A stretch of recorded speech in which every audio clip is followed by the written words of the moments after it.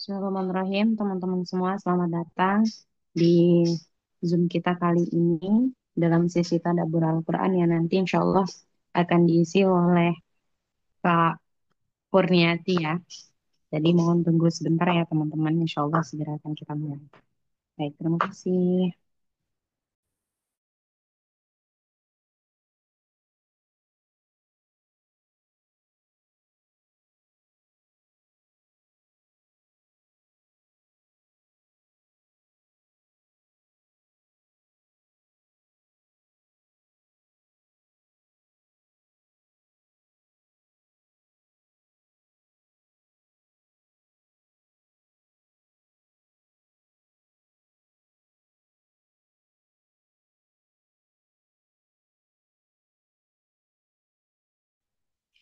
Afwan Kak ini tunggu teman-teman yang lain dulu.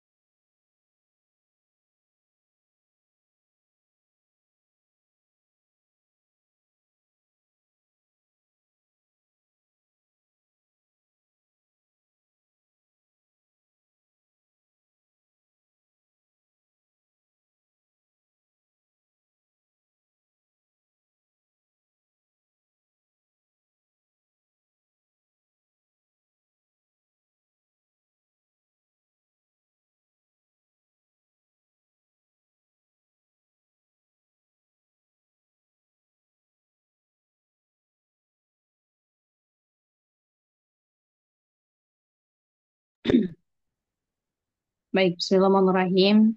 Bismillahirrahmanirrahim. Assalamualaikum warahmatullahi wabarakatuh. Alhamdulillahirrahmanirrahim. Wassalatu wassalamu ala asrafil anbiya'i wal mursalin. Sayyidina Muhammadin wa ala alihi wa sahbihi ajma'in. Allahumma sholli ala Sayyidina Muhammad wa ala ali Sayyidina Muhammad. Segala puji bagi Allah Subhanahu wa taala yang telah memberikan kita nikmat sehingga pada siang hari ini, hari Ahad ya teman-teman, jam 1 ini kita dapat melanjutkan tadabbur Al-Qur'an kita dengan tema perintah memenuhi janji dan larangan melanggar syariat Islam. Yang dalam hal ini, dalam momen kali ini kita akan mengupas bagaimana tadabbur Al-Quran dalam surat Al-Maidah ayat 1 sampai 2. Segala puji bagi Allah SWT yang telah memberikan kita nikmat. Semoga kita semua tetap diberikan kesehatan dan tetap diberikan semangat walaupun dalam keadaan puasa ya di bulan Ramadan ini. Semoga eh, tidak menjadikan semangat kita surut untuk terus menuntut ilmu dan terus menjadi hamba yang lebih baik dari sebelumnya. Salawat serta salam kita aturkan kepada junjungan Nabi besar Muhammad Sallallahu Alaihi Wasallam. Semoga kita semua mendapatkan syafaatnya di yaumil akhir nanti. Amin, amin ya rabbal alamin. Selamat datang buat teman-teman semua. Di momen kali ini, alhamdulillah alamin. Walaupun dalam keadaan puasa ya teman-teman, tapi tidak menyurutkan semangat teman-teman untuk kita thalabul ilmi, untuk kita sama-sama menuntut ilmu, untuk sama-sama kita sharing dan tadabbur Al-Quran, bagaimana sih uh, kandungan dalam surat Al-Maidah ayat 1 sampai 2 sehingga ada uh, makna bahwa ada perintah memenuhi janji dan larangan melanggar syariat Islam. Dalam hal ini akan disampaikan oleh Kak Kurniati. Alhamdulillah beliau sudah hadir di Zoom kali ini. Langsung saja ya kita buka dengan sama-sama melafazkan basmalah. Bismillahirrahmanirrahim. Selanjutnya saya langsung berikan waktu kepada Kak Kurniati. Insya Allah dalam sesi penyampaian boleh 10 atau 15 menit ya Kak. Untuk Kak Kurniati, waktu dan tempat disilakan. A'udzubillahiminasyaitonirrajim. Bismillahirrahmanirrahim. Assalamualaikum warahmatullahi wabarakatuh. الحمد لله رب العالمين والصلاة والسلام على أشرف الأنبياء والمرسلين وعلى آله وصحبه أجمعين أما بعد. Baik, teman-teman hadirin rahimakumullah. Semoga kita dimuliakan oleh Allah Subhanahu wa taala. Pada kesempatan kali ini kita pertemuan kita yang ketiga dalam rangka mempelajari atau mentadaburi kandungan-kandungan yang terdapat dalam surat Al-Maidah, yang tentunya kita tahu bahwasanya Al-Quran adalah kitab kebahagiaan, sebagaimana Allah Subhanahu wa taala sebut katakan menanzalna al-Qur'an litas Allah tidak pada engkau Muhammad Al-Quran agar engkau menderita tetapi agar engkau bahagia, dan Allah juga mengatakan syifa'u lima fi sudur, bahwasanya Al-Quran adalah obat bagi segala penyakit yang ada dalam dada diri manusia. Eh, dan ini menunjukkan bahwa ketika seseorang semakin dekat dengan Al-Quran, maka dia akan bahagia. Dan semakin dia dekat dengan Al-Quran juga, dia akan semakin dekat dengan Allah. Dan bagaimana cara kita akan dekat dengan Allah? Yakni dengan cara mentadaburi, yakni dengan cara mempelajari kandungan-kandungan yang terdapat dalam Al-Quran. Sebagaimana Al-Quran yang telah diturunkan kepada Nabi kita, yakni Nabi Muhammad, sehingga sampai kepada kita. Baik teman-teman, kita akan membahas surat Al-Maidah, yang dimana surat Al-Maidah di sini mempunyai banyak nama. Yang pertama, Al-Maidah ini artinya adalah hidangan, atau bisa juga diartikan sebagai uh, makanan. Karena dalam surat Al-Maidah ini, kenapa demikian? Karena dalam surat Al-Maidah ini ada uraian pedoman pengikut Nabi Muhammad SAW, pedoman Nabi Isa alaihi salam, yang ketika di mana pengikutnya ini meminta untuk diturunkan Maidah, yang diturun Maidah dari langit. Dan dari sanalah uraian tersebut apa namanya, surah tersebut dinamai dengan surat Al-Maidah. Dan ada juga surah ini disebut sebagai surat Al-Uqud, yang dimana surat Al-Uqud di sini sebagaimana ayat pertama ya adalah ya ayyuhalladzina amanu aufu bil uqud. Nah, uqud di sini adalah akad-akad atau hubungan antara dua hal yang berkaitan dengan kuat. Itu yang dimaksud dengan al-uqud atau akad. Nah, setelah itu ada juga yang mengatakan nama lain dari surat Al-Maidah di sini adalah Al-Ahyar, yang dimana ini artinya adalah namanya orang-orang yang baik. Jadi artinya orang-orang yang baik, apa saja yang melaksanakan tuntunan yang tadi, siapa yang menepati dengan janji secara apa namanya, secara menepati janji, maka mereka itu termasuk orang-orang yang baik.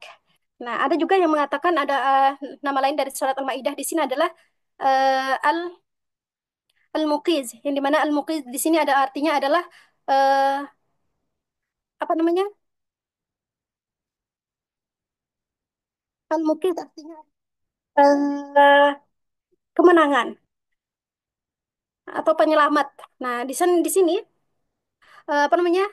Kalau kita memperhatikan isi kandungan dalam surat Al-Maidah di sini, eh, kita akan tentunya kita akan bisa apa namanya? Kalau kita melihat memperhatikan kandungan yang ada dalam surat Al-Maidah, surat ini mengandung banyak keselamatan. Nah, dari sanalah surat Al-Maidah ini dinamakan Al-Muqit. Baik, teman-teman, eh, pada ayat pertama, yaitu pada ayat pertama, yang dimana surat Al-Maidah di sini adalah surah yang kelima, yang terdiri dari 112 ayat, yang dimana apa namanya, pengambilan nama dari Al-Maidah di sini diambil dari surah Al-Maidah ayat 112, yang dimana diantaranya metode penamaan surah itu adalah menyebutkan satu kata yang terdapat dalam surah tersebut. Nah, sebagaimana yang tadi telah saya sampaikan juga di surat ayat 112 yang berbunyi, "Idza qala al-hawariyuna ya Isa ibn Maryam hal yastati'u rabbuka ay yunazzila 'alaina ma'idatan minas." Yang ketika kaumnya pengikut-pengikut Nabi Isa meminta Nabi Isa untuk mintakan hidup dari langit. Nah, dari sinilah surat tersebut disamakan dengan surat Al-Maidah. Dan surat-surat surat-surat ini adalah surat-surat Al-Maidah ini adalah surat Madaniyah. Ya, kenapa demikian? Karena ketika apa namanya surat Madaniyah ini adalah surat yang turun ketika Nabi Shallallahu Alaihi Wasallam hijrah dari kota Mekah ke kota Madinah. Nah, terlebih-lebih pada awal surat Allah Subhanahu Wa Taala turunkan eh, turunkan yang berbunyi ya ayyuhalladzina amanu, wahai orang-orang yang beriman, yang dimana ciri-ciri khusus dari surat Al-Madaniyah di sini adalah sebagaimana para sahabat seperti Abdullah bin Mas'ud di sini katakan, ada seorang sahabat bertanya kepada kepada Ibnu Mas'ud. Dia mengatakan, berikanlah saya wasiat. Ibnu Mas'ud ini mengatakan, ketika kalian eh, mendengarkan Allah berfirman dengan menyebut ya ayyuhallazina amanu, maka dengarkanlah dengan baik, karena itu mungkin ada kalanya itu kebaikan yang dianjurkan atau ada keburukan yang akan dilarang. Baik teman-teman, berbeda dengan surat-surat Al-Makiyah, yang dimana surat Al-Makiyah di sini adalah dibuka dengan ucapan ya ayuhan nas, wahai manusia sekalian. Kalau surat Madaniyah, ya ayyuhalladzina amanu, itu adalah ciri-ciri khusus dari uh, surat Madaniyah. Nah, Toyib, teman-teman, di antara keistimewaan surat Madaniyah di sini adalah apa keistimewaannya? Dalam surat Al-Maidah di sini adalah Al-Maidah ini adalah keistimewaannya banyak berbicara tentang hukum-hukum fikih. Jadi kalau kita bahas tentang juz-juz yang lain, misalkan seperti juz amma, itu banyak membicarakan tentang masalah iman, masalah akhirat, masalah kerasulan Nabi, masalah kehidupan, dan masih banyak lainnya. Tapi sedangkan dalam surat Al-Maidah ini kita akan membahas tentang hukum fikih, bagaimana masalah hak dan hubungan dengan ahlul kitab. Karenanya perlu untuk fokus untuk mempelajari surat Al-Maidah ini, karena surat Al-Maidah ini sering menyangkut tentang masalah-masalah tentang fikih. Baik teman-teman, kita masuk ke ayat yang pertama, yaitu surat Al-Maidah ayat 1 yang berbunyi ya ayyuhalladzina amanu aufu bil uqud uhillat lakum bahimatul an'ami illa ma yutla alaikum ghairu muhillis shaidi wa antum hurum innallaha yahkumu ma yurid. Ya ayyuhalladzina amanu di sini adalah orang-orang yang beriman. Eh, Ciri yang tadi sebagaimana yang tadi Ana sampaikan, bahwa ciri-ciri khusus dari surat Madaniyah itu adalah diawali dengan kata ya ayyuhalladzina amanu. Karena kebanyakan pada saat itu adalah para sahabat yang eh, di Madinah itu adalah para sahabat yang telah beriman. Maka diturunlah ayat ini pakai dengan sebutan ya ayyuhalladzina amanu. Nah, aufu bil uqud.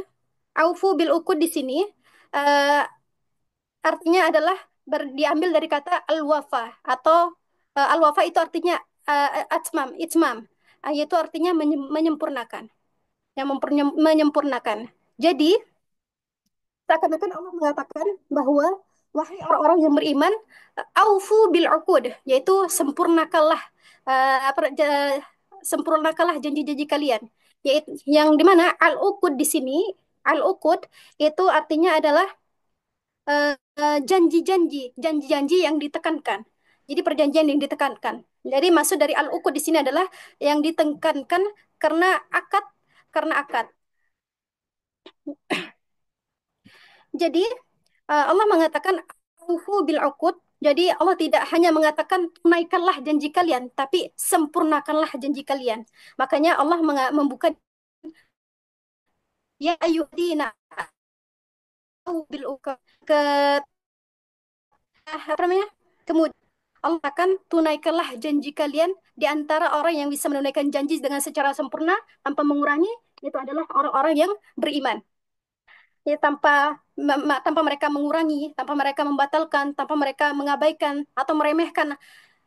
Itu hanya orang yang beriman yang tahu bahwasanya nanti itu ada namanya hari kebangkitan dan ada namanya hari pertanggungjawaban. Sehingga kita apa namanya? Sehingga kalau kita sudah berjanji, kalau si kita sudah berbikin akad atau sudah berusaha menunaikan apa namanya, sudah berusaha membuat akad, maka tunaikanlah secara sempurna. Jangan separuh-separuh. Misalkan eh, kita tunaikan yang kita janjikan 100%, tapi kita tunaikan hanya 80%, itu tidak, bukan begitu.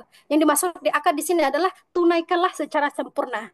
Nah, karena seperti yang di Syekh Husaimin mengatakan bahwa konsekuensi dari apa namanya? Konsekuensi dari keimanan adalah harus menepati janji. Makanya, kalau kita sudah belajar, kalau kita sudah mempelajari, ya, apa namanya, kalau kita sudah beriman, kita sudah berbicara tentang muamalah, kita harus jadi orang yang paling amanah, yang harus apa, bertanggung jawab dengan apa yang telah kita sepakati. Jadi jangan membuat perjanjian yang kita apa namanya, membuat perjanjian saling menyelisihi janji dan begini begitu dan lain sebagainya. Dan itu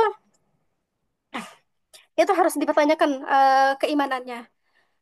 Karena seperti yang mana seperti yang tadi dikatakan bahwa konsekuensi dari keimanan yaitu adalah harus menyempurnakan janji. Nah, janji di sini ditafsirkan oleh sebagian ulama, yaitu janji ini bersifat umum, yaitu baik itu hubungan kita kepada Allah, baik itu hubungan kita kepada hablum minan nas, dan janji-janji kepada mungkin kita beribadah, kita menunaikan zakat, haji, umrah, dan lain sebagainya, dan itu harus ditepati janjinya. Nah,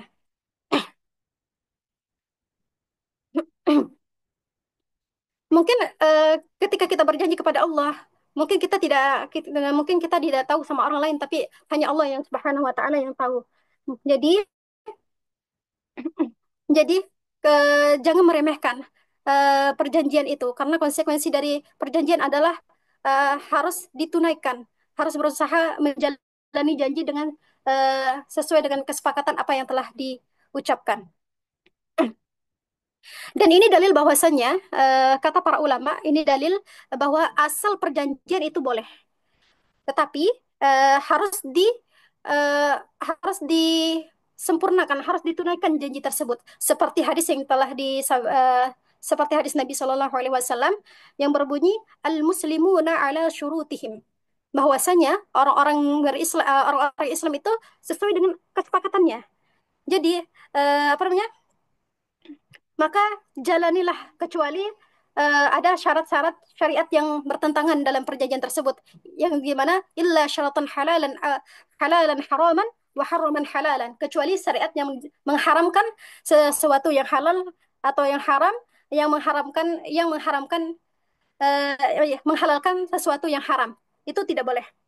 Jadi kalau kita sudah tersepakat, apa saja yang kita sepakati sama orang lain, itu maka harus ditunaikan.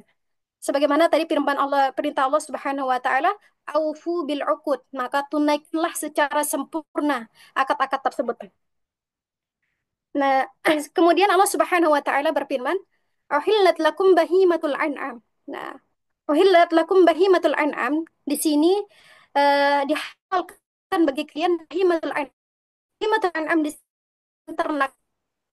Bahimatul an'am khilaf Mesir, bahwa intinya eh, bahimatul an'am itu adalah seperti onta, kambing, dan sapi, dan lain sebagainya. Dan lain sebagainya itu termasuk adalah bahimatul an'am. Nah, uhillat lakum bahimatul an'am illa ma yutla alaikum. Illa ma yutla alaikum. Kecuali yang akan disebutkan, akan dibacakan nanti. Yang dimana nanti akan dijelaskan di ayat ketiga, yaitu tentang apa namanya, makanan hewan yang mana yang halal dan mana yang haram yang untuk dikonsumsi. Seperti contohnya apa namanya, hewan yang terjatuh atau yang tercekek, tertunduk, dan misalkan darah yang tidak mengalir, itu semuanya eh, haram. Nah, tapi semua asal hukum hewan itu adalah halal. Tapi kecuali yang telah nanti dibacakan nanti di ayat ketiga surat Al-Maidah ini. Illa ma yutla alaikum ghayra muhillis saidi. tanpa menghalalkan wa antum hurum. Maksudnya di sini adalah tanpa menghalalkan hewan buruan sementara kalian dalam keadaan ihram atau dalam keadaan haram. Jadi Allah sebutkan hukum berikutnya di sini adalah jadi ketika kita berada dalam apa kita itu tidak boleh berburu kecuali apa namanya dalam keadaan ihram. Apa yang dimaksud dengan wa antum hurum di sini? Sementara kalian sedang dalam keadaan ihram. Maksudnya adalah sedang melaksanakan ihram haji atau umroh atau dalam eh, di tanah haram. Itu yang dimaksud dengan wa antum hurum. Jadi tidak boleh untuk melaksanakan berburu. Innallaha yahkumu ma yurid. Ya, di mana innallaha yahkumu ma yurid. Allah subhanahu berhukum dengan aki. Jadi ini syarat teman-teman bahwa innallaha yahkumu ma yurid di sini adalah Allah yang mengatur semua eh, apa namanya semua yang Allah kehendaki. Jadi Allah itu maha hikmah dalam menentukan hukumnya. Allah menyuruh kita untuk menyempurnakan akad dengan sempurna dan Allah Subhanahu wa taala juga menghalalkan bahimatul an'am dan Allah Subhanahu wa taala juga mengharamkan berburu ketika kita dalam keadaan ihram dan atau berada di tanah haram. Maka di sini Allah katakan innallaha yahkumu ma yurid. Ya, sesungguhnya itu berhukum dengan apa yang Allah kehendaki. Baik teman-teman, kita masuk ke ayat selanjutnya, ayat kedua, yang dimana ayat kedua di sini adalah ya ayyuhalladzina amanu. Ya ayyuhalladzina amanu. Di sini artinya wahai orang-orang yang beriman, la tuhillu janganlah kalian melanggar. La tuhillu sya'airallah, janganlah kalian melanggar eh, syiar-syiar Allah atau menghalalkan syiar-syiar Allah. La tuhillu sya'airallah, yaitu syiar-syiar Allah ini berkaitan dengan tentang tanah haram atau berkaitan dengan haji dan lain sebagainya. Maka maka janganlah kalian melanggar wala syahrul haram. Janganlah kalian janganlah kalian melanggar atau menghalalkan bulan haram. Nah, bulan haram walal hadiya. Ini apa yang walal hadi ini wal hadi sama al qalaid ini adalah hewan yang akan dikurbankan. Walal hadi walal qalaid wa min bayi berfadl bihim duwana. Ini eh, orang-orang yang bertujuan menuju tanah haram, yaitu ya betaguna fadla minallahi wa ridwana, yang mencari karunia Allah dan keridaannya. Wa idza halaltum fastadu, jika kalian telah bertahallul dari ihram kalian, fastadu maka berburulah. Wala yajrimannakum syana'anu qaumin an saddukum anil masjidil haram. Janganlah sampai kebencian kalian itu kepada orang-orang yang menghalangi kalian di tanah haram atau di masjid membawa kalian kepada anta'tadu. Anta'tadu itu melanggar untuk berbuat zalim. Kemudian Allah Subhanahu wa taala katakan wa ta'awanu 'alal birri wat taqwa wa la ta'awanu 'alal ismi wal udwan, dan saling tolong menolonglah kalian kepada kebaikan dan jangan kalian saling tolong menolong kepada keburukan. Wattaqullah innallaha syadidul 'iqab. Ya, kita ulangi dari ayat kedua ini. Wahai orang-orang yang beriman, la tuhillu sya'airallah. Janganlah kalian melanggar syiar-syiar Allah. Bahwasanya kalau kita sekarang lihat apa namanya haji itu apa namanya kalau kita lihat haji maka kalau kita berhaji maka jangan kita melanggar syiar-syiar yang Allah telah aturkan, yang Allah telah tetapkan, yaitu baik itu aturan haji itu jangan dilanggar, baik itu aturan apa umroh itu juga diharamkan untuk dilanggar karena itu adalah syiar-syiar Allah. Dan jangan pula ayat ini juga menjelaskan bahwa jangan sampai kita menggampangkan syiar-syiar Allah, yaitu dalam hajinya itu dalam hajinya Allah punya aturan, dalam umrah juga Allah punya aturan, jadi jangan dilanggar. Itu adalah syiar-syiar yang Allah Subhanahu wa taala tetapkan. Kemudian manasik-manasik haji juga kita tidak boleh di apa sembarangan, tidak boleh sembarangan bikin haji seenaknya, misalkan baunya ukupnya di padang Arafah, tapi maunya tidak ukuf di padang Arafah, tapi maunya di tempat yang lain misalkan. Itu adalah apa namanya, Allah sudah kasih tahu bahwa ukuf di padang Arafah itu pada tanggal 9, dan jangan pula kemudian mengalihkan kepada tanggal-tanggal yang lain. Yang intinya itu adalah semua syiar-syiar Allah. eh, dan Allah mengatakan barang siapa yang mengagungkan syiar-syiar Allah, maka mereka termasuk orang-orang yang bertakwa, hatinya termasuk takwa. Oleh karenanya, seseorang kalau tahu itu adalah syiar-syiar Allah, maka jangan diremehkan, jangan dilanggar, jangan digampangkan. Kemudian Allah katakan, wala wala syahrul haram, dan janganlah kalian melanggar syahrul haram. Apa yang dimaksud dengan syahrul haram? Jadi di sini syahrul haram di sini adalah ada empat, yaitu Zul Zulqa'dah, Zulhijjah, sama Zulqa'dah, Zulhijjah, Muharram, sama Rajab. Nah, empat bulan ini apa yang dimaksud adalah syahrul haram, dan janganlah kalian melanggar bulan-bulan haram. Apa yang dimaksud? Di sini ada dua pendapat menurut para ulama. Jadi ini adalah eh, pendapat yang pertama, jangan berperang di bulan-bulan haram. Yang kedua, jangan bermaksiat di bulan-bulan haram. Nah, sebagai sebagian menurut para ulama, karena orang-orang Arab dulu itu bahwasanya tahu bahwa bulan-bulan haram itu adalah haram untuk bertempur, dan ini juga berlaku sampai ini juga ini sudah berlaku sebelum datangnya Nabi Muhammad SAW. Mereka menggunakan bulan haram ini diakui bahwa diakui oleh Islam, maka bulan haram ini dilarang untuk tempur dan melakukan kemaksiatan. Makanya Allah Subhanahu wa taala katakan, "Inna iddatasy syuhuri 'inda Allah 12 syahran fi kitabillah yauma khalaqas samawati wal ardh. Arada minha 'arabatun arada qayyim anfusakum." Janganlah kalian karena berbasis di bulan-bulan ini lebih besar dosanya daripada bulan-bulan yang lain. Intinya 4 bulan ini kita harus berhati-hati karena dosanya itu tidak sama dengan dosa-dosa yang lain.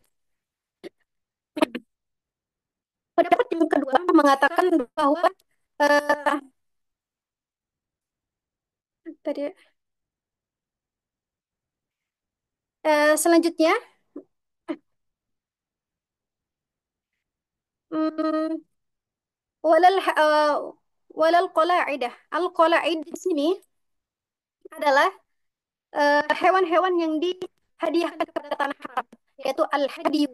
Al-hadiyu itu adalah hadiah yang dihadiahkan kepada tanah haram. Nanti yang akan disembelih untuk dibagikan kepada fakir miskin di tanah haram. Ya, seperti mencakup kambing, onta, sapi, dan lain sebagainya. Walal qalaid, al-qalaid ini adalah kiladah, atau yang dimaksud dengan gantungan, atau ini apa namanya? Qalaid itu eh apa ya namanya tuh? Gantungan atau Kalung, kalung. kalung, ya, itu dimaksud dengan qalaid. Itu al-qalaid itu adalah hewan yang dihadiahkan kepada tanah haram, tetapi dia dikasih tanda di lehernya. Itu tandanya, itu isyarat bahwa hewan tersebut akan dihadiahkan ke tanah haram. Nah, ini sudah ada sejak zaman kaum musyrikin. Jadi kalau mereka ingin menyumbangkan atau menghadiahkan hewan tersebut di apa ke tanah haram, misal kambing atau unta, mereka itu memberikan qalaid atau ini kalung sebagai isyarat bahwa itu diberikan pada tanah haram. Maka hewan-hewan seperti itu, wal hayya walal qalaid, hewan-hewan yang seperti ini itu tidak boleh diganggu. Jadi biarkan mereka jalan jalan sendiri sampai haram. Jadi tidak boleh diganggu. Walaupun tidak ada tuannya. Dan dan eh, kata Allah, jangan melanggar semua syiar-syiar yang Allah telah dan Allah jangan melanggar syiar-syiar Allah. Yaitu seperti melanggar bulan Izin, haram, Kak. melanggar biasa.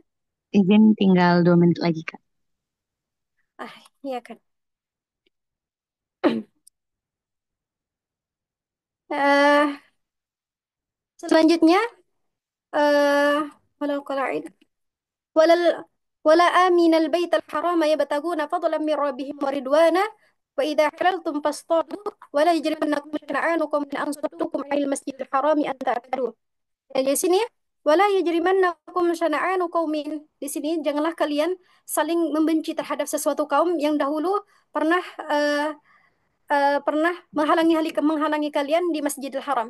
Jadi ayat di sini menunjukkan wala yajrimannakum syana'anu qaumin an saddukum anil uh, uh, wala yajrimannakum syana'anu qaumin ala alla ta'dilu i'dilu huwa aqrabu littaqwa. Maksudnya ayat ini adalah kita harus berlaku adil baik itu kepada sesama muslim atau non muslim. Nah, ini adalah akhlak yang Allah Subhanahu wa taala ajarkan kepada kita, yaitu jangan karena kejengkelan kita membuat kita zalim kepada orang lain. Jadi kita harus adil kepada sesama, kepada semuanya. Yaitu selanjutnya setelah itu Allah Subhanahu wa taala katakan wa ta'awanu 'alal birri wat taqwa wa la ta'awanu 'alal ismi wal udwan wattaqullaha innallaha syadidul iqab. Dan tolong menolonglah kalian dalam kebaikan dan ketakwaan dan jangan tolong menolong kalian dalam berbuat dosa. Jadi di sini Allah memerintahkan kepada kita hambanya untuk saling menolong berbuat kebaikan. Hal yang sebagaimana dan jangan menolong kemungkaran. Dan sebagaimana yang dikatakan dari sebuah hadis, barang siapa yang menunjukkan satu jalan yang kebaikan, maka mereka akan mendapatkan pahala, baik itu pahala yang mengikutinya, tanpa apa pahala yang mengikutinya, dan barang siapa juga yang mengikuti apa namanya perbuatan, barang siapa yang melakukan perbuatan dosa dan diikuti oleh orang lain, maka Baik. mereka akan mendapatkan dosa dari itu. Jadi, wattaqullah innallaha syadidul iqab, bertakwalah kepada Allah, sesungguhnya Allah itu sangat keras siksaannya. Jadi, jadi yang dijelaskan di sini adalah semua tentang larangan, baik itu larangan tentang syiar-syiar Allah, jangan melanggar hewan al-hadyu, al-qala'id, dan mengganggu orang-orang yang sedang haji atau umrah, dan hendaknya kalian harus saling menolong-menolong dalam kebaikan dan jangan tolong-menolong kepada keburukan karena dan bertokoh kepada Allah sesungguhnya Allah maka sangat keras siksaannya. Mungkin sekian mungkin kesimpulannya yakni pada ayat 1 sama ayat 2 memberikan pedoman kepada kita yang sangat jelas untuk pentingnya menjaga perjanjian kita baik itu antara hablum minallah sama hablum minannas. Yang kedua, hukum tentang larangan tentang makanan yang halal dan makanan yang haram. Yang selanjutnya larangan terhadap menyembelih yang tidak sah dan pengayaan hukum Allah. Dan selanjutnya umat Islam harus menjaga kesucian ibadah, mematuhi hukum-hukum yang Allah tetapkan dan tidak melanggar aturan-aturan yang Allah tetapkan. Mungkin hadza faqat minni, syukran ala ihtimamikunna, afwan al khata'i. Kembalikan kepada moderator. Baik, Alhamdulillahirrahmanirrahim. Terima kasih Kak Kurniati. Alhamdulillahirrahmanirrahim ya, sangat luar biasa sekali memberikan kita banyak eh, pembelajaran pada siang hari ini ya tentang bagaimana dalam surat Al-Maidah ya 1 sampai 2 Allah Subhanahu wa taala benar-benar memberikan kita peringatan sekaligus nasihat bagaimana kita menjalani kehidupan baik itu di dunia maupun di akhirat. Kemudian ada beberapa ya kesimpulan dan eh, pernyataan-pernyataan yang sangat menarik tentunya tadi saya sempat garis bawahi dari penyampaian Kak Kurniati tadi dan membuat saya ada sedikit pertanyaan ya nih dari saya sendiri Kak tentang tadi di ayat pertama ya kalau tidak salah itu bagaimana kita menunaikan janji kita baik itu janji yang hubungannya dengan hablum minallah dan hablum minannas. Nah, yang sangat menjadi permasalahan ya, apalagi em, yang namanya kita saling berinteraksi sosial ya, tentunya kaitannya tentang interaksi kita sesama manusia pasti ada saja tempat kurangnya gitu ya, sebagai manusia ya, Kak. Nah, kemudian tentang janji ya, tentang janji sesama manusia. em, di real life ya, di realitas sosial yang benar-benar terjadi, apalagi di teman-teman ya, di teman-teman sebaya kayak saya dan teman-teman lainnya. Kalau misalkan nih ada temen yang memang kita deket sahabat banget gitu, mungkin bener ya kata orang janji atau ketika tidak membayar hutang janji itu yang membuat persahabatan jadi renggang lah gitu, jadi renggang lah gitu.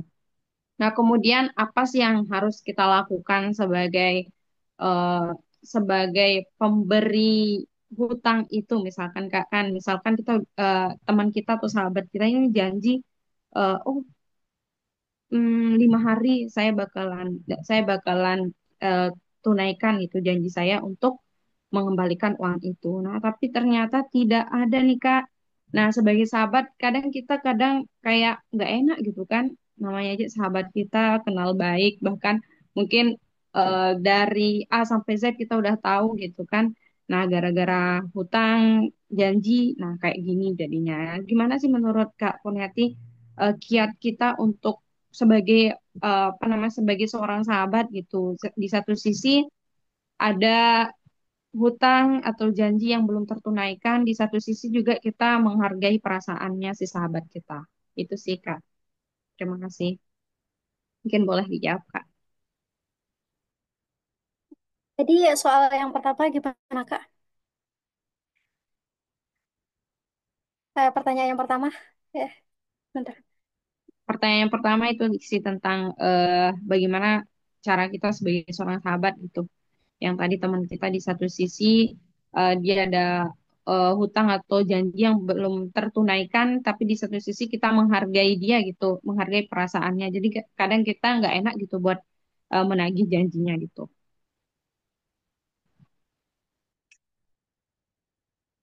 Eh, yang pertama, kiat-kiat kita untuk ini sepengetahuan saya ya Kak ya.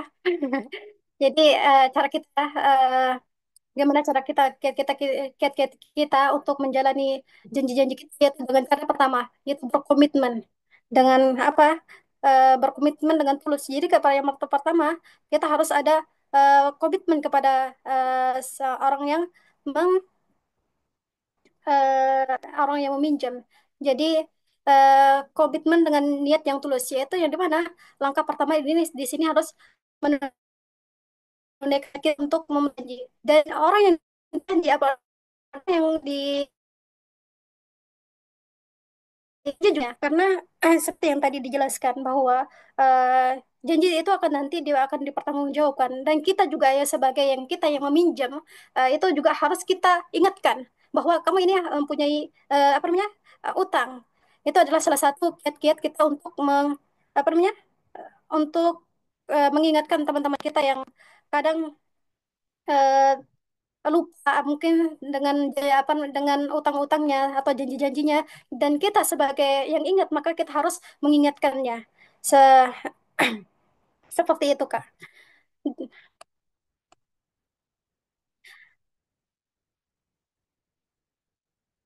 Dan misalkan kalau untuk orang yang meminjam juga kita dia harus minta tahu maksudnya tahu diri ya dia harus bilang ngomong sama orang yang apa namanya orang yang tempatnya meminjam atau misalkan bisa eh, apa namanya ngomong minta maaf atas keterlambatan dan bagaimana dan lain sebagainya ini adalah salah satu akhlak kita sebagai apa namanya orang ketika kita mempunyai janji kepada orang lain. Nah, dan itu saja Kak yang bisa Ana sampaikan. Mungkin nanti ada teman-teman yang bisa menjawab, boleh disempurnakan.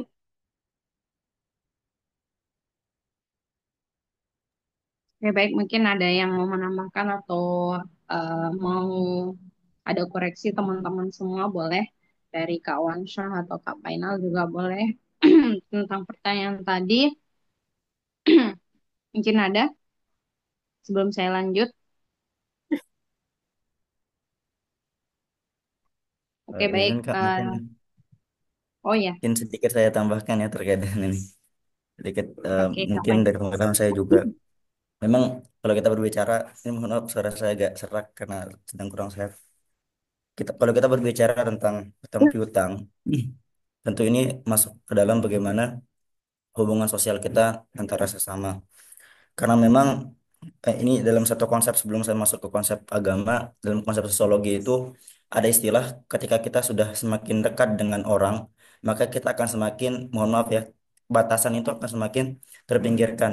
Sehingga hal-hal yang mungkin hutang, yang apalagi hutang itu sedikit, yang mungkin di bawah 100.000 itu dianggap sebagai bukan hutang gitu, artinya itu sejenis seperti ya udah ini kita udah berkawan lama loh. Nah tapi kan di sini bagaimana antara individu itu kan berbeda dalam menyikapi hal-hal demikian. Nah berkaitan dengan hutang ini sendiri juga tentunya janji hutang itu sudah dijelaskan sendiri oleh Allah Subhanahu wa taala dalam Al-Qur'an dalam ayat yang paling panjang dalam Al-Qur'an, yaitu di Quran surah Al-Baqarah di ayat 200 200 berapa itu lupa, pokoknya di halaman kedua terakhir sebelah kiri itu, ya ayyuhalladzina amanu idza tadayantum bidainin idza ajalun musamma dan lain sebagainya. Nah, tapi dua ayat mundur sebelumnya itu ada satu redaksi di sana yang Allah katakan bahwasanya dikatakan memang dalam perkara hutang ini khususnya ketika hutang itu mungkin akan memberatkan saudara kita dan kita sudah memberikan tenggat waktu di sana, ada satu redaksi ayat yang memberikan satu pemahaman atau satu pandangan kepada orang yang dihutangi, yang di sana dikatakan bahwasanya eh, apa saya bukanya juga biar langsung ini agak lupa sudah awal ayatnya.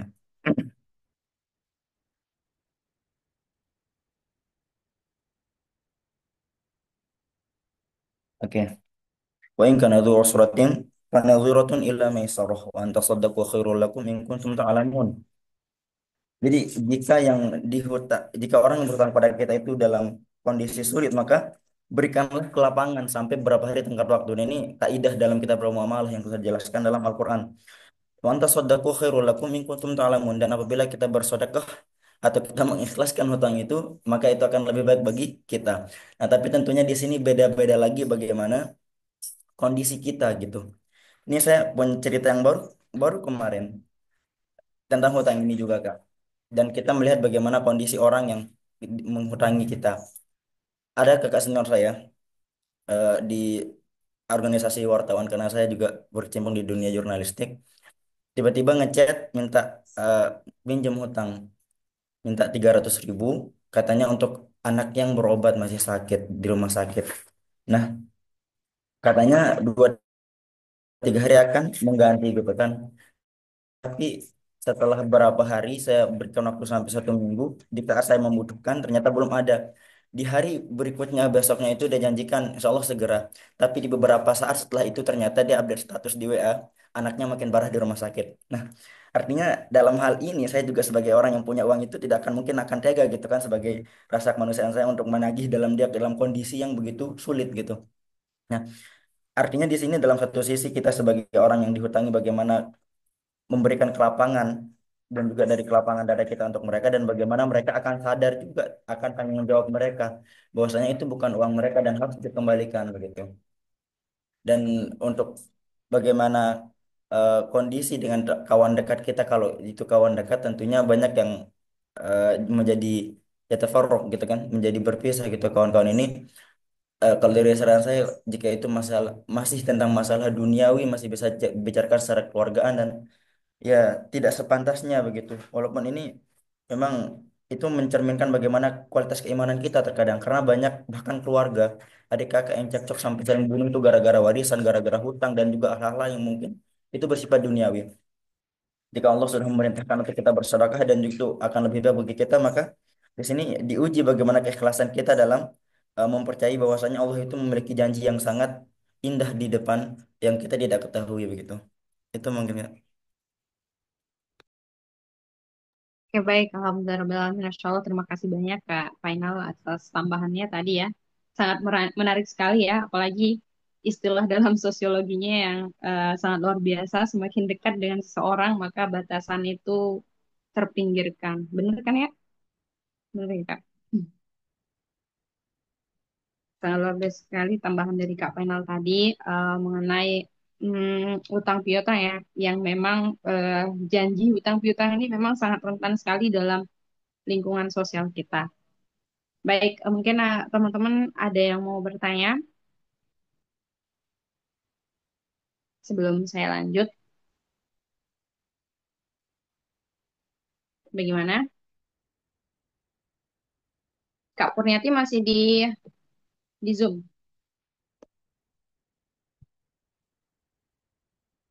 Masih Kak. Oh, oke, masih. Eh, tinggal satu lagi baru kita tutup ya, teman-teman semua. Di sini tinggal satu pertanyaan lagi yang memang saya ingin mm, ya tanyakan lah gitu kan tentang em, di sini yang saya tulis tadi ini hidupkan syiar Allah Subhanahu wa taala. Jadi saya mikirnya momen ya, momen di bulan Ramadan ini menjadi momen yang sangat luar biasa untuk kita sama-sama menghidupkan, mengcreate kembali, menciptakan kembali kebiasaan-kebiasaan baik yang mungkin terlupakan dulu ya, terlupakan di tahun-tahun sebelumnya atau di bulan-bulan sebelumnya. Nah, di bulan Ramadan ini kita mencoba untuk menghidupkan kembali syiar-syiar Allah Subhanahu wa taala, kebiasaan-kebiasaan baik kita kepada Allah Subhanahu wa taala. Tapi sebagai manusia ya tidak terlepas lagi dari sifat malas dan lain sebagainya. Contohnya kita pengen misalnya ingin menguatkan sholat sunnah kita, misalkan baik baik itu rawatib, duha maupun sebagainya. Tapi kadang ya kita malah sebagai manusia biasa ya, yang tidak luput dari tidak luput dari sifat-sifat malas dan sebagainya. Dari teman-teman semua atau dari pemateri Kak Kurniati sendiri, ada nggak sih tips-tips yang memang sangat bisa kita terapkan gitu untuk menghindari rasa malas yang berkepanjangan ini gitu karena saya merasakan sendiri gitu kadang kadang udah di-planningkan bahwa hari ini bakalan ini tapi karena rasa malas itu akhirnya tidak jadi gitu sampai nanti itu justru yang kebanyakan ya di bulan Ramadan ini terasa mungkin dan teman-teman saya juga merasa bahwa magernya itu benar-benar kerasa gitu di bulan Ramadan ini. Nah, bagaimana sih tips-tips dari kakak-kakak semua mungkin dari Ustadz dan Ustazah semua eh, untuk bisa kita didiskusikan mengenai cara untuk menghindari rasa malas itu sendiri. Terima kasih. Mungkin Kak Kurniati boleh jawab atau yang lain juga boleh jawab.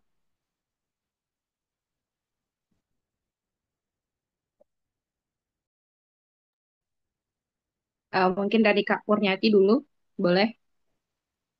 Eh, Kalau menurut Anda sendiri, cara kita menyikapi atau cara kita untuk menghidupkan syiar-syiar Allah itu dengan pertama, ya ini memperkuatkan niat kita yang pertama dikuatkan. Apa namanya? Jadi niat pertama itu niat yang benar. Jadi untuk supaya bisa menghindari rasa malas tersebut. Dan misalnya kalau kita melakukan ibadah salah satu atau tugas sehari-hari dan niat kita kita niatkan itu untuk sebagian dari pengabdian kita kepada Allah. Ya, itu salah satu cara untuk kita menghindari rasa malas-malas tersebut. Yang kedua yaitu mengingat keutamaan dalam berbuat ibadah tersebut. Keutamaan ibadah tersebut itu apa? Misalkan kita ambil contoh, misalkan membaca Al-Quran dalam bulan Ramadan itu keutamaan apa? Itu kita harus apa namanya? Salah satu kita mengatasi rasa malas itu dengan apa? Dengan cara mengingat apa keutamaan di dalam apa di dalam ibadah tersebut, pahalanya itu bagaimana dan amal-amal perbuatan itu bagaimana. Itu ada salah satu tips untuk mengurangi rasa malas tersebut. Dan yang terakhir itu berdoa kepada Allah untuk bisa diistiqomahkan untuk tetap apa namanya melakukan agar supaya semangat dalam menjalani ibadah baik itu ke apa namanya amal kebaikan dengan secara baik gitu. Supaya agar tidak supaya terhindar dari rasa malas tersebut. Mungkin begitu. Oke, baik. Terima kasih Kak Kurniati atas jawabannya sangat luar biasa ya. Tiga yang saya bisa ambil ya. Yang pertama, intention kita, niat kita, perukat niat. Kemudian ingat keutamaan ibadah itu sendiri apa sih gitu. Kemudian yang ketiga, eh, berdoa kepada Allah Subhanahu wa taala. Semoga ini bisa menjadi usaha dan ikhtiar kita bersama-sama untuk menghindari rasa malas di bulan Ramadan ini. Karena kita semua sama-sama menjalani puasa di bulan Ramadan, yang namanya puasa ya, menahan lapar, dahaga, dan haus, dan segala yang membatalkannya. Jadi tentu ada effort, harus ada usaha untuk bagaimana hati, jiwa kita, dan fisik kita ini kuat untuk menjalani puasa di bulan Ramadan ini. Jadi tidak dapat capeknya aja gitu, tapi dapat banyak hikmah dan tentunya mengharap ridho Allah Subhanahu wa taala. Baik teman-teman semua, mungkin itulah sesi tadabbur Quran surat Al-Maidah ayat 1 sampai 2 pada hari ini. Sedikit yang bisa saya apa namanya simpulkan. Hmm, di mana ini merupakan peringatan juga sih bagi kita semua. Kesimpulan yang saya ambil ini merupakan peringatan kepada kita semua untuk muhasabah ya, muhasabah diri. Yang pertama itu dari dalam Al-Quran Surah Al-Maidah ayat 1 sampai 2 ternyata ada beberapa poin yang saya bisa dapatkan. Yang pertama itu kita ini jangan ngeyel jadi hamba. Kita ini jangan ngeyel jadi hamba, kemudian hidupkan syiar Allah Subhanahu wa taala. Jangan kejengkelan dan keegoisan kita itu membuat kita menzolimi orang. Nah, kemudian tambahan dari Kak Painal yang memang menurut saya sangat sangat apa ya, bisa kita pikirkan dan renungkan bersama dalam istilah dalam sosiologinya tadi bahwa semakin dekat kita dengan seseorang maka batasan itu terpinggirkan. Ternyata ya, kalau kita semakin dekat dengan seseorang, kadang kita melupakan batasan apa yang harus kita jaga dan batasan seperti apa yang harus kita terapkan dalam interaksi kita atau hubungan kita satu sama lain. Insya Allah sangat luar biasa sekali teman-teman tadabur pada hari ini. Oke, ada tambahan dari admin ini bisa karena dari Kak Zakia ya, bisa karena paksakan diri untuk menjadi lebih baik. Semangat. Oke, baik, terima kasih.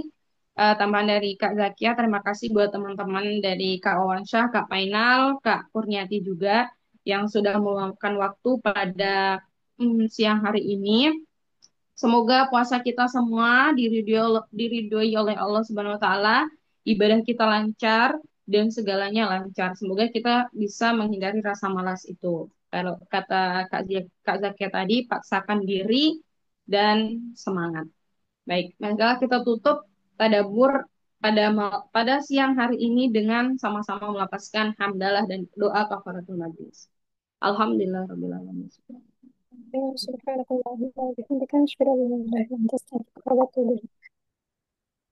Baik, sebelumnya boleh kita eh, apa namanya sesi foto bersama yang berkenan. Oke, eh, Kak Kak Liani boleh ambil foto ya. Ya baik saya atau Kak Liani hitung deh, nggak apa-apa. 1, 2.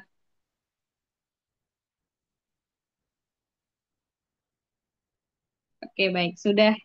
Terima kasih teman-teman semua. Semoga lancar dan kita bertemu lagi di sesi selanjutnya. Terima kasih Kak Furni ilmunya. Insya Allah ya. Saya Furni. Iya. Baik, sudah ya saya. Oh, belum saya salam. Astagfirullahaladzim. Assalamualaikum warahmatullahi wabarakatuh. Waalaikumsalam warahmatullahi wabarakatuh.